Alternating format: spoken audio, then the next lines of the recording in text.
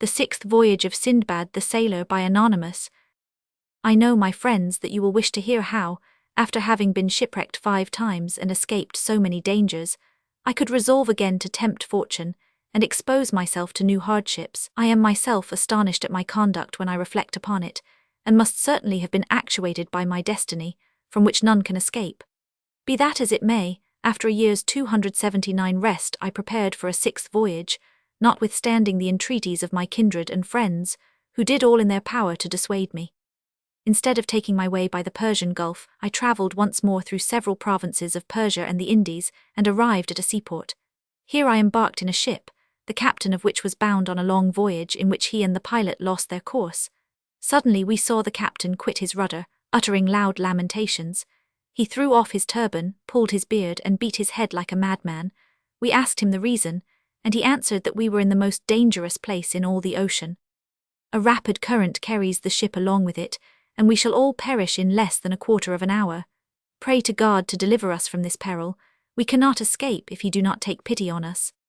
At these words he ordered the sails to be lowered, but all the ropes broke, and the ship was carried by the current to the foot of an inaccessible mountain, where she struck and went to pieces, yet in such a manner that we saved our lives, our provisions, and the best of our goods. The mountain at the foot of which we were was covered with wrecks, with a vast number of human bones, and with an incredible quantity of goods and riches of all kinds. These objects served only to augment our despair. In all other places it is usual for rivers to run from their channels into the sea, but here a river of fresh water 62 runs from the sea into a dark cavern, 280 whose entrance is very high and spacious. What is most remarkable in this place is that the stones of the mountain are of crystal, rubies, or other precious stones. Here is also a sort of fountain of pitch or bitumen, 63 that runs into the sea, which the fish swallow and evacuate soon afterward, turned into ambergris 64. And this the waves throw up on the beach in great quantities. Trees also grow here, most of which are of wood of aloes, 65 equal in goodness to those of Comrie. To finish the description of this place, it is not possible for ships to get off when once they approach within a certain distance. If they be driven thither by a wind from the sea, the wind and the current impel them. And if they come into it when a land wind blows which might seem to favour their getting out again, the height of the mountain stops the wind and occasions a calm, so that the force of the current carries them ashore. And what completes the misfortune is, that there is no possibility of ascending the mountain, or of escaping by sea. We continued upon the shore, at the foot of the mountain, in a state of despair, and expected death every day. On our first landing, we had divided our provisions as equally as we could, and thus every one 281 lived a longer or a shorter time, according to his temperance, and the use he made of his provisions. I survived all my companions, and when I buried the last I had so little provisions remaining that I thought I could not long survive, and I dug a grave, resolving to lie down in it because there was no one left to pay me the last offices of respect. But it pleased God once more to take compassion on me, and put it in my mind to go to the bank of the river which ran into the great cavern. Considering its probable course with great attention, I said to myself, this river which runs thus underground must somewhere have an issue. If I make a raft and leave myself to the current, it will convey me to some inhabited country, or I shall perish. If I be drowned, I lose nothing, but only change one kind of death for another. I immediately went to work upon large pieces of timber and cables, for I had a choice of them from the wrecks, and tied them together so strongly that I soon made a very solid raft.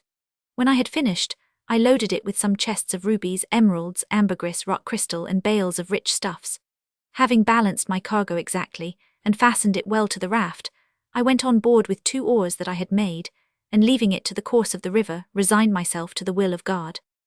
As soon as I entered the cavern I lost all light, and the stream carried me I knew not whither.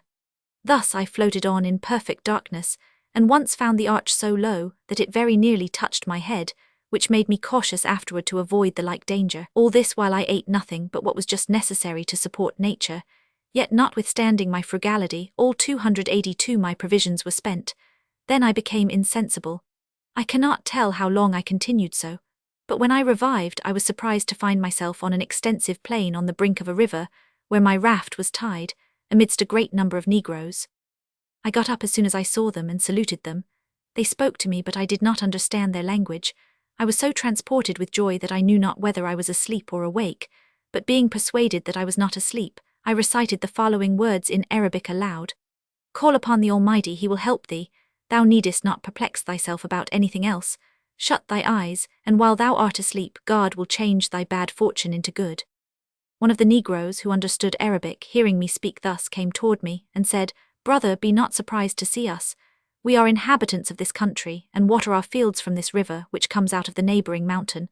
We saw your raft, and one of us swam into the river and brought it hither, where we fastened it, as you see, until you should awake.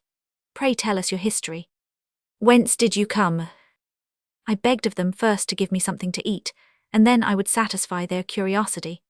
They gave me several sorts of food, and when I had satisfied my hunger I related all that had befallen me, which they listened to with attentive surprise. As soon as I had finished, they told me, by the person who spoke Arabic and interpreted to them what I said, that I must go along with them, and tell my story to their king myself, it being too extraordinary to be related by any other 283 than the person to whom the events had happened.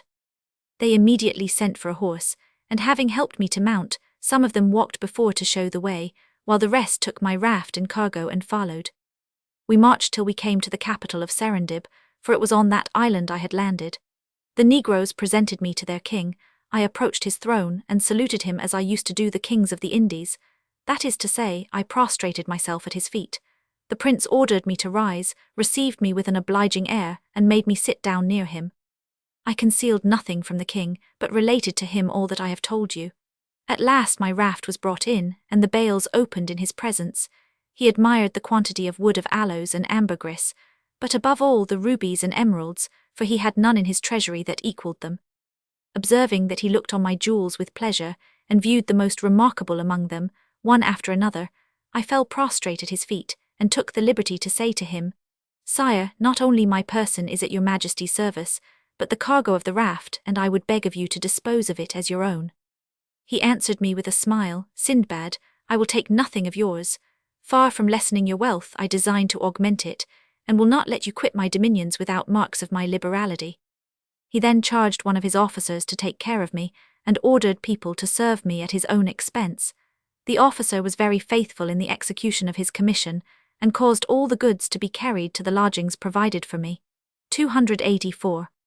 I went every day at a set hour to make my court to the king, and spent the rest of my time in viewing the city, and what was most worthy of notice. The capital of Serendib stands at the end of a fine valley, in the middle of the island encompassed by high mountains. They are seen 3 days' sail off at sea. Rubies and several sorts of minerals abound. All kinds of rare plants and trees grow there, especially cedars and coconut. There is also a pearl fishery in the mouth of its principal river, and in some of its valleys are found diamonds. I made, by way of devotion, a pilgrimage to the place where Adam was confined after his banishment from paradise, and had the curiosity to go to the top of the mountain. When I returned to the city, I prayed the king to allow me to return to my own country, and he granted me permission in the most obliging and honourable manner. He would force a rich present upon me, and at the same time he charged me with a letter for the commander of the faithful, our sovereign, saying to me, I pray you give this present from me, and this letter, to the Caliph Harun al-Rashid, and assure him of my friendship. The letter from the king of Serendib was written on the skin of a certain animal of great value, very scarce, and of a yellowish colour. The characters of this letter were of azure, and the contents as follows. The king of the Indies, before whom march 100 elephants, who lives in a palace that shines with 100,000 rubies, and who has in his treasury 20,000 crowns enriched with diamonds, to Caliph Harun al-Rashid. 285. Though the present we send you be inconsiderable, receive it, however, as a brother and a friend, in consideration of the hearty friendship which we bear for you, and of which we are willing to give you proof. We desire the same part in your friendship, considering that we believe it to be our merit as we are both kings. We send you this letter as from one brother to another. Farewell. The present consisted of one single ruby made into a cup, about 1/2 foot high, an inch thick, and filled with round pearls of 1/2 dram each. 2. The skin of a serpent whose scales were as bright as an ordinary piece of gold, and had the virtue to preserve from sickness those who lay upon it. 66. 3. 50,000 drams of the best wood of aloes, with 30 grains of camphor as big as pistachios. And 4. A female slave of great beauty, whose robe was covered with jewels. The ship set sail, and after a very successful navigation we landed at Bassorah, and from thence I went to the city of Baghdad, where the first thing I did was to acquit myself of my commission. I took the king of Serendib's letter, and went to present myself at the gate of the commander of the faithful, and was immediately conducted to the throne of the caliph. I made my obeisance, and presented the letter and gift. When he had read what the king of Serendib wrote to him, he asked me if that prince were really so rich and potent as he represented himself in his letter. I prostrated myself a second time, and 286 rising again, said, Commander of the faithful, I can assure your majesty he doth not exceed the truth. I bear him witness. Nothing is more worthy of admiration than the magnificence of his palace. When the prince appears in public, 67, he has a throne fixed on the back of an elephant, and rides betwixt two ranks of his ministers, favourites, and other people of his court. Before him, upon the same elephant, an officer carries a golden lance 68 in his hand, and behind him there is another, who stands with a rod of gold, on the top of which is an emerald, half a foot long and an inch thick.